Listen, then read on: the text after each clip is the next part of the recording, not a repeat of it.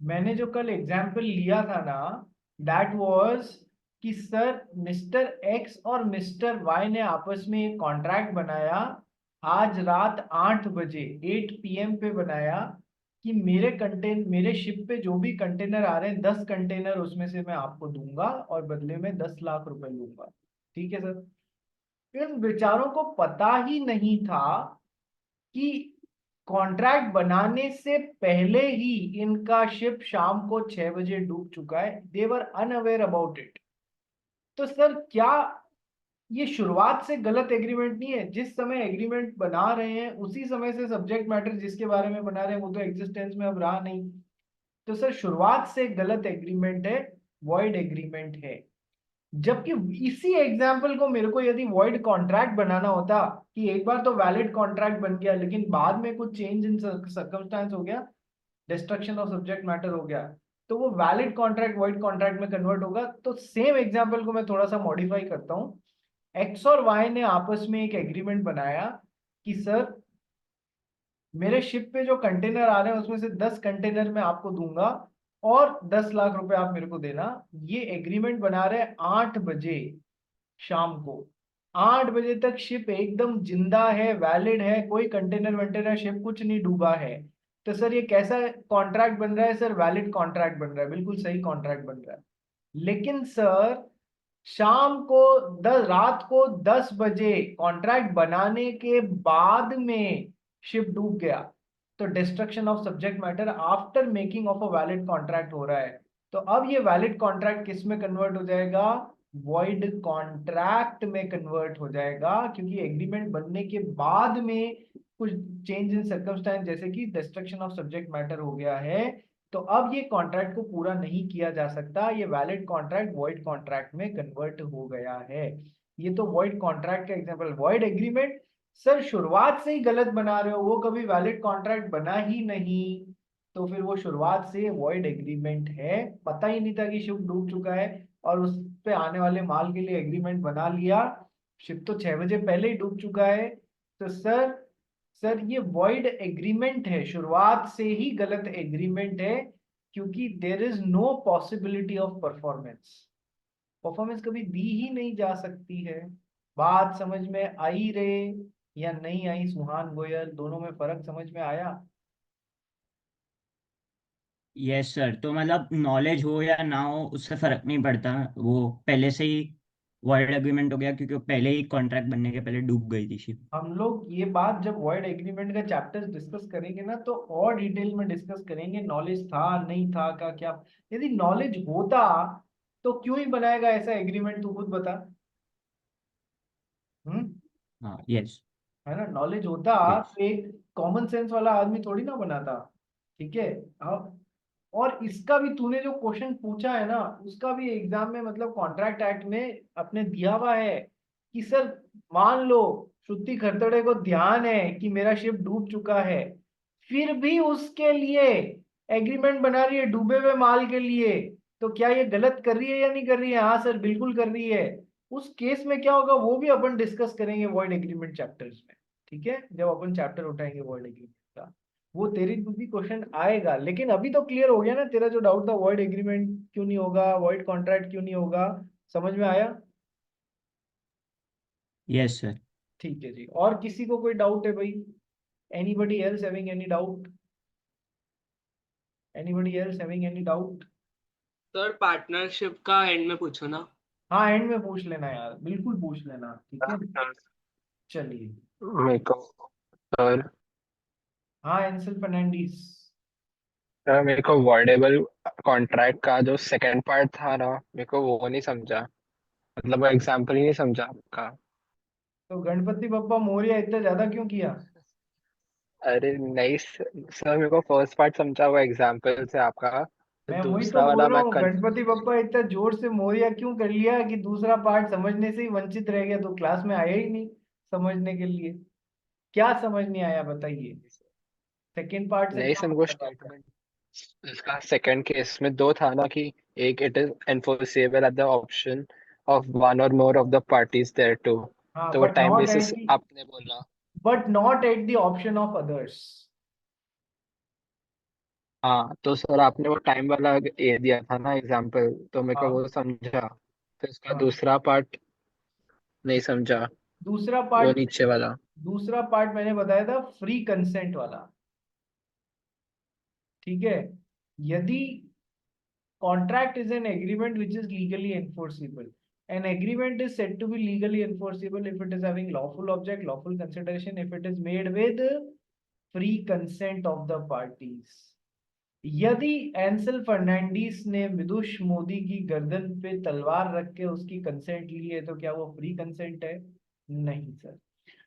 In case consent तो है लेकिन वो फ्री कंसेंट नहीं है।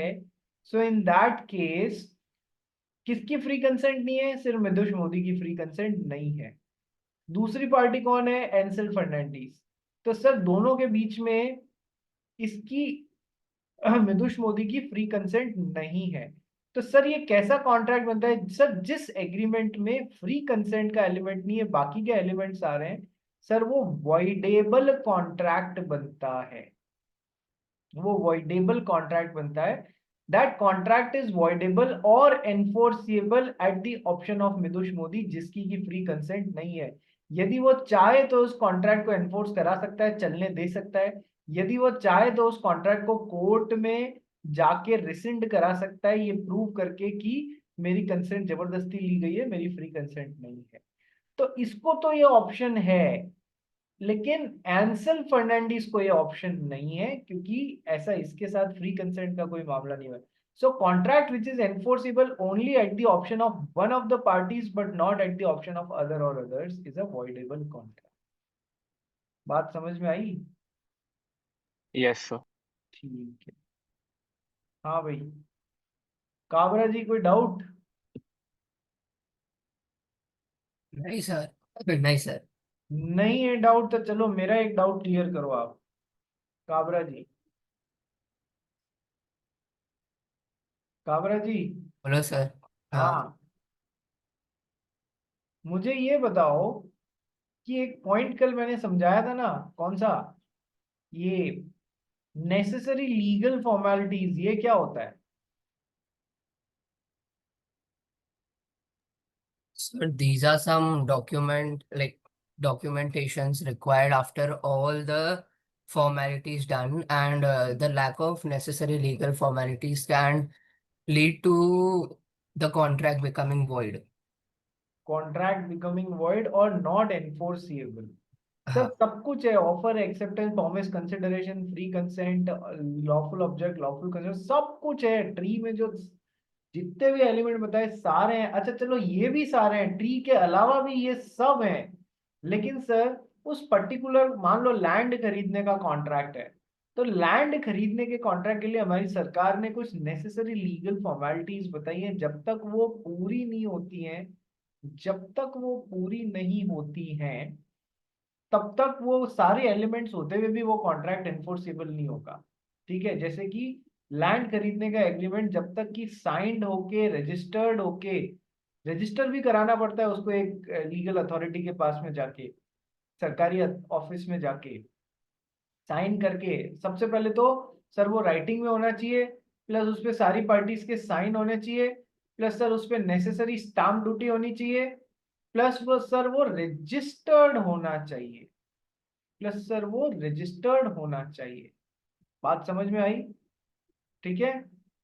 तो सर ये नेसेसरी फॉर्मेलिटीज जब तक पूरी नहीं करी, केवल आपने उसको राइटिंग में लाके साइन करा दिया, स्टाम्प ड्यूटी जितने रुपए की लगती थी उस पेपर पे भी लेके साइन कर लिया, लेकिन रजिस्टर ही नहीं कराया आपने उसको, तो फिर सर अब क्या वो कॉन्ट्रैक्ट एनफोर्सेबल है into the court of law? नहीं सर, क्योंकि सारी नेसेसरी लीगल फॉर्मेलिटीज पूरी हुई ही नहीं है। समझ में आ गया? Yes sir. तो ये भी कारण होते हैं कई कॉन्ट्रैक्ट एनफोर्सेबल होने से रह जाते हैं, क्योंकि ये एसेंशियल एलिमेंट पूरा नहीं हो पाता है।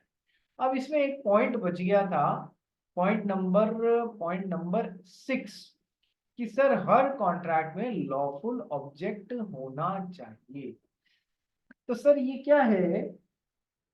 अपन ने ट्री का राइट हैंड साइड पढ़ा था ना, contract is an agreement which is legally enforceable, and agreement is said to be legally enforceable if it is having lawful object. Now what is a lawful object? The object of agreement must not be illegal और unlawful. जिसे कानून में मना किया गया हो ऐसा नहीं होना चाहिए। इलीगल, चोरी करने का कॉन्ट्रैक्ट एग्रीमेंट बना रहे हो तो क्या उसमें लॉफुल ऑब्जेक्ट है? नहीं, उसमें लॉफुल ऑब्जेक्ट नहीं है, वो इलीगल है या अनलॉफुल है। ठीक है, तो हमेशा लॉफुल ऑब्जेक्ट वाली चीजों के साथ में ही बनाना चाहिए। Okay sir. सर किसी भी एग्रीमेंट में कंसिडरेशन या ऑब्जेक्ट जो है वो अनलॉफुल होगा यदि number one, if it is forbidden by law, कानून में वो चीज को मना किया गया। जैसे मैंने अभी एक एग्जांपल दिया, चोरी करना, किडनैपिंग करना, इन सब के कॉन्ट्रैक्ट्स नहीं बनाने क्योंकि उनको कानून में मना किया गया है, फॉरबिड किया गया है।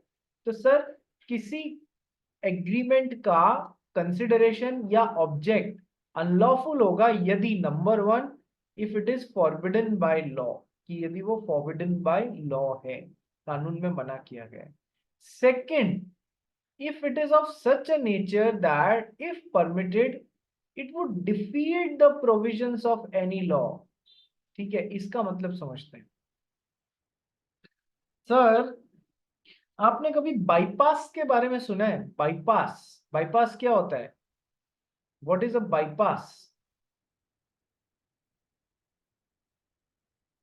What is a bypass? कोई बता सकता है? हाँ दक्ष अग्रवाल, क्या होता है बाईपास?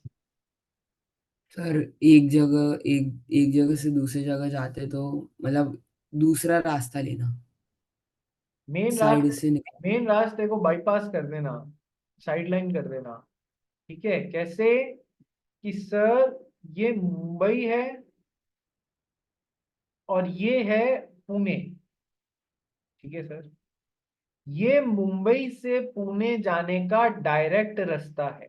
मुंबई से पुणे जाने का डायरेक्ट रास्ता है।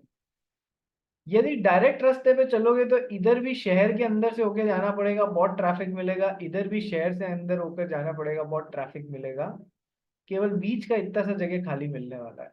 ठीक है, तो क्या होता है, मुंबई से पुणे के बीच में एक बाईपास बना दिया गया है जो शहर के बाहर से होके निकलता है, जो शहर से बाहर के से होकर निकलता है।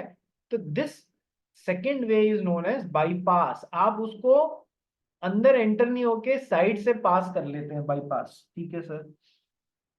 तो सर अच्छा, एक और एग्जांपल, आपने कभी सुना है हार्ट के केस में बाईपास सर्जरी होती है? बाईपास सर्जरी, तो उसमें क्या होता है, ये हार्ट की एक वेसल है, मान लो यहाँ पर ब्लॉकेज आ गया, तो सर डॉक्टर लोग क्या करते हैं, आपके पैर से या कहीं से दूसरी नर्व निकालते हैं, इस पॉइंट से इस पॉइंट पे उसको जोड़ देते हैं। तो ये वाले जो ब्लॉकेज को है तुमने बाईपास कर दिया और तुम्हारा वापस ये रास्ता खुल गया। बात समझ में आई? बात समझ में आई? बाईपास किसको बोलते हैं? Yes sir. अब थोड़ा सा कानून के हिसाब से समझो।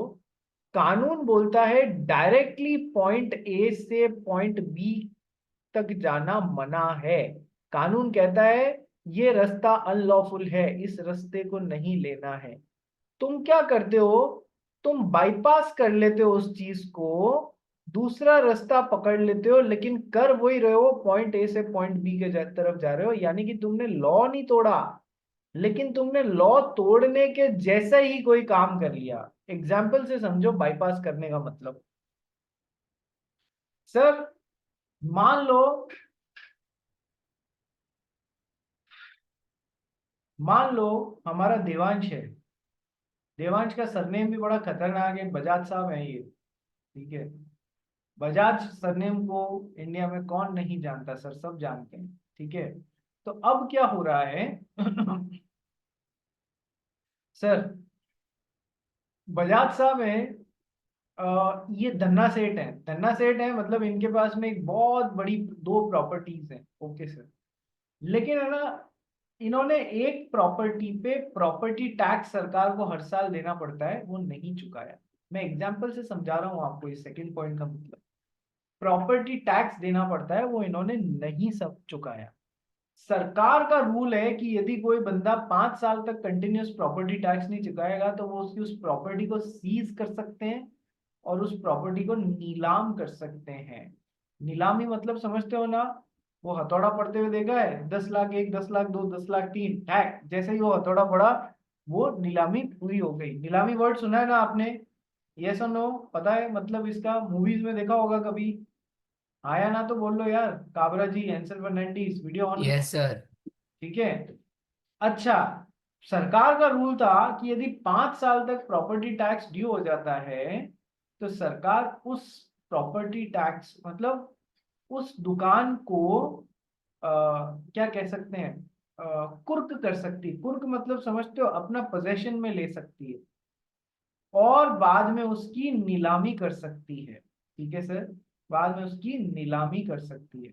और नीलामी का रूल रखा था कि जिस बंदे की वो प्रॉपर्टी है वो इस नीलामी में पार्ट नहीं ले सकता है।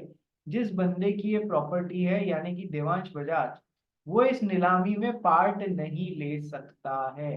तो डायरेक्ट रूल क्या हो गया?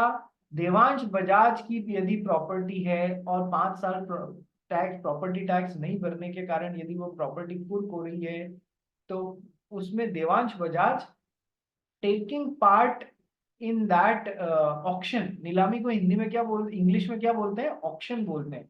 Taking part in auction of that property would be unlawful for Devansh Bajaj. Okay sir, तो पॉइंट ए से पॉइंट बी में देवांश बजाज का जाना गलत है। देवांश बजाज क्या करता है, अपने एक बहुत ही अजीज मित्र राघव काबरा को बोलता है, देख मेरे को तो अब डायरेक्ट वहां पर जाना अलाउड नहीं है। तो देवांश बजाज राघव काबरा से रिक्वेस्ट करता है, तू एक काम कर, मेरे तू जाके वहां पर बोली लगा ले, उस ऑक्शन में उस प्रॉपर्टी को ले ले, और जब वो प्रॉपर्टी तेरे को मिल जाए तो जितने भी रुपए में तेरे को वो प्रॉपर्टी मिली है, तू प्रॉपर्टी मेरे नाम कर देना, मैं उतने रुपए तेरे खाते में ट्रांसफर कर दूंगा, ताकि मैं डायरेक्टली तो पार्ट नहीं ले सकता लेकिन इस तरीके से प्रॉपर्टी मेरे पास वापस आ जाएगी। ठीक है, तो सर अब बात क्या है? डायरेक्टली यहां से यहां जाना अनलॉफुल था, इसने बाईपास करके इस चीज को, कोई कानून तो नहीं तोड़ा लेकिन वैसे ही कर दिया जैसे उसी रिजल्ट पे पहुंच गए जैसे कि कानून टूट गया हो। पहुंच गए या नहीं पहुंच गए ये इन दोनों की मिली भगत से? Yes sir. तो सर हम सेकंड फर्स्ट पॉइंट क्या पढ़ा कि सर किसी भी कॉन्ट्रैक्ट का अनलॉफुल ऑब्जेक्ट है यदि कानून में उसे मना किया गया हो, नंबर 1, या नंबर 2 कि सर डायरेक्टली तो नहीं तोड़ा हो लेकिन वो इस तरीके का एग्रीमेंट है कि यदि उसको परमिट किया it would defeat the provisions of law. तो काबरा ने और बजाज ने मिलकर लॉ के प्रोविजन को डिफीट कर दिया, तो भी इनके बीच में जो एग्रीमेंट बन रहा है उसका ऑब्जेक्ट अनलॉफुल ऑब्जेक्ट ही होगा। ऐसा नहीं होना चाहिए। बात समझ में आ गई? यस और नो एवरीवन? बात समझ में आ गई?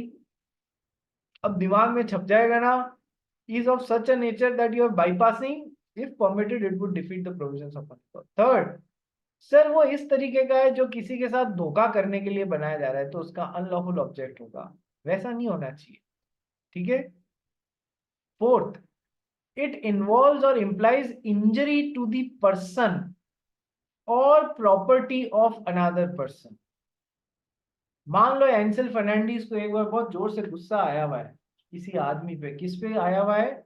एंसेल फर्नांडीज को गुस्सा आया हुआ है मान लो मितुष मोदी पे, कि मैं तो रोज इसकी ड्रेस की तारीफ करता हूँ, ये मेरी कभी नहीं करता है। ठीक है, मितुष मोदी पे बहुत जोर से गुस्सा आया हुआ है इसको। तो एंसेल फर्नांडीज ने सुहान गोयल के साथ में एक एग्रीमेंट बनाया, मैं तेरे को 1 लाख रुपए दूंगा, तू जाके उसको 10 जूते लगा के आ, मितुष मोदी को। ठीक है, 10 जूते लगा के आ। तो ये कैसा एग्रीमेंट है? This agreement is involving injury to another person, injury to another person, so it is not having a lawful object। ठीक है। या फिर यदि एंसेल फर्नांडीज ने सुहान गोयल के साथ में एग्रीमेंट बनाया, मैं तेरे को 1 लाख रुपए दूंगा, जाके उसकी मोटरसाइकिल को तोड़ के आ जा या उसकी बिल्डिंग में सारे कांच और सब तोड़ के आ जा, तो किसी पर्सन या किसी पर्सन की प्रॉपर्टी को इंजरी करने के लिए कोई एग्रीमेंट बन रहा है तो it is not having a lawful object. वापस देख लो, इफ इट इन्वॉल्व्स और implies injury to a person और प्रॉपर्टी ऑफ अनदर पर्सन। दोनों का मतलब समझ में आ गया? Yes sir. तो फिर उसका लॉफुल ऑब्जेक्ट नहीं है।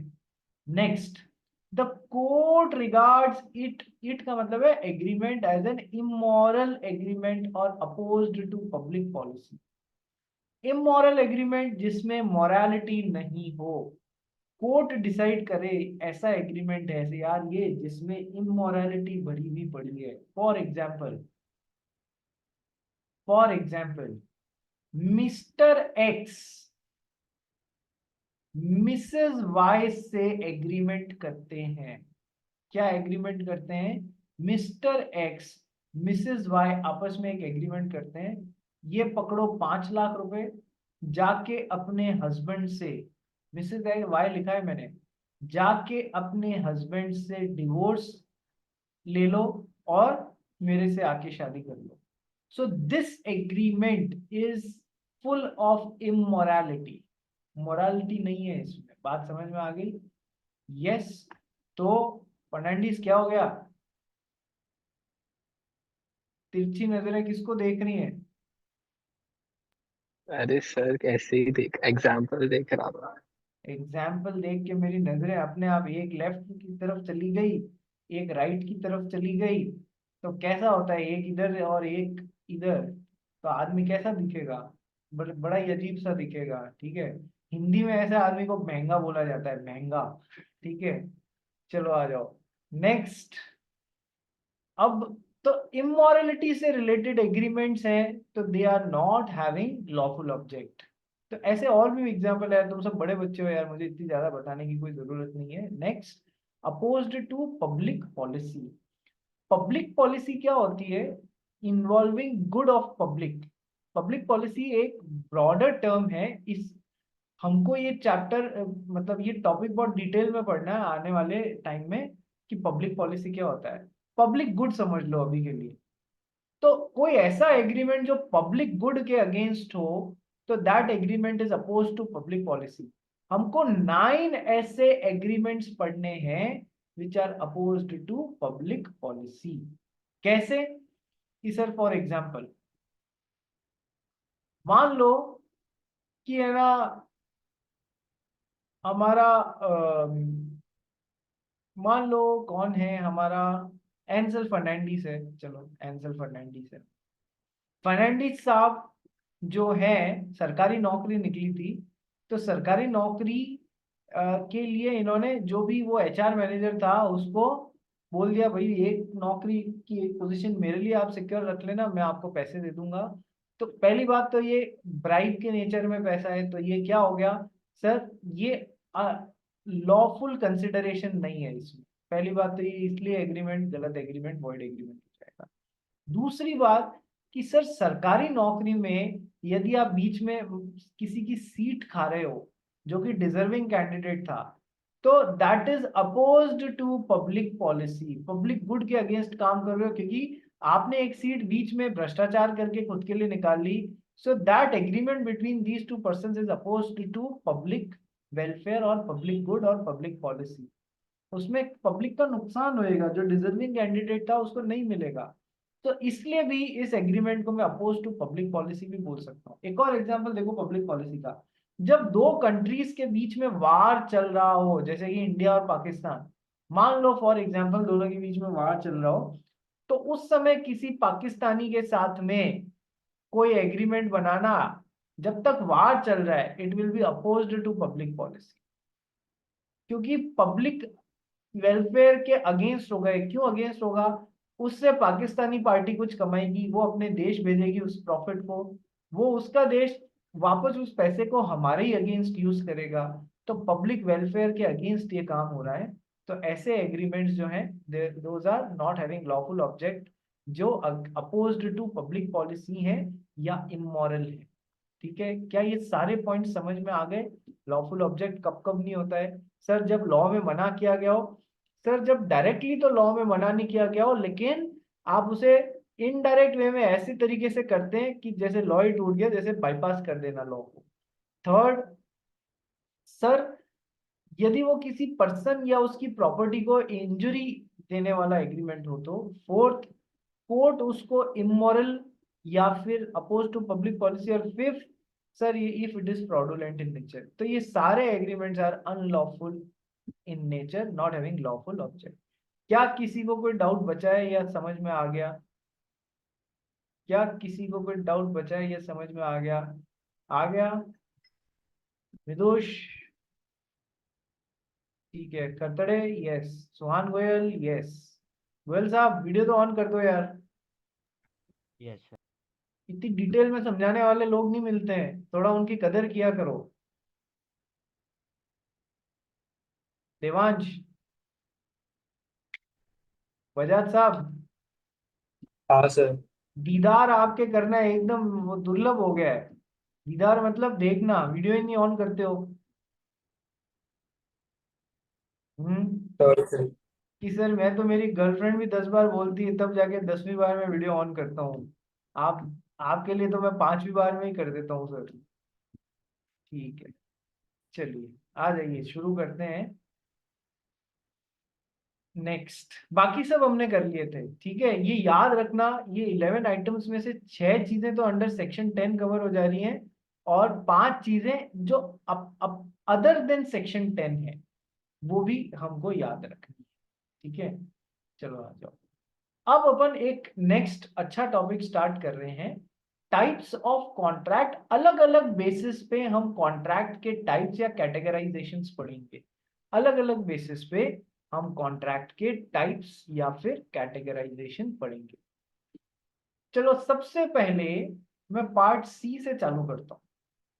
Part C, types of contract या categorization of contract on the basis of performance. On the basis of performance, आओ समझाता हूं। सबसे पहले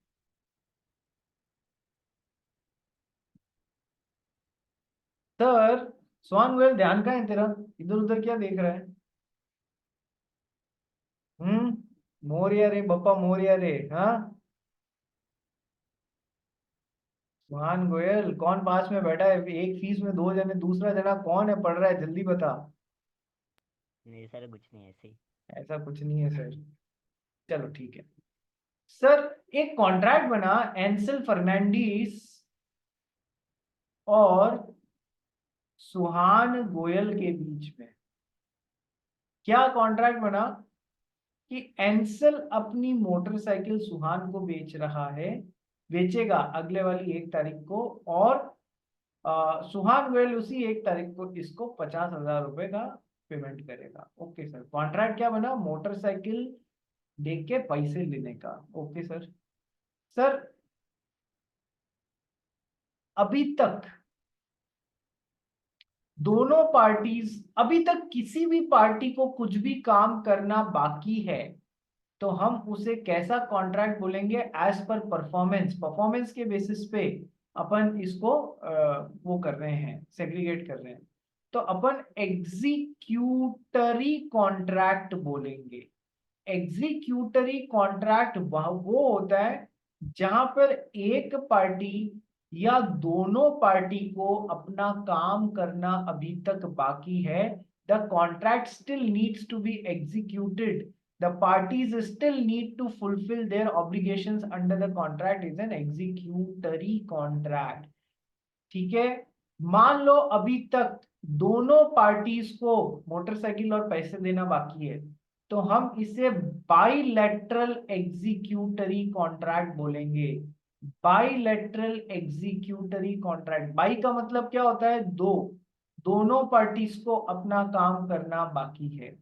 और यदि मान लो सुहान गोयल ने 50,000 रुपए एडवांस में दे दिए और अब केवल और केवल ये एंसल को मोटरसाइकिल देनी बाकी है, तो केवल एक पार्टी को काम करना बाकी है ना, तो हम उसे क्या बोलेंगे? Unilateral executory contract.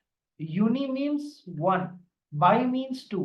तो जब एक पार्टी को ही काम करना बाकी है तो यूनिलैटरल एग्जीक्यूटरी कॉन्ट्रैक्ट, और दोनों पार्टीज को काम करना बाकी है तो बाइलैटरल एग्जीक्यूटरी कॉन्ट्रैक्ट।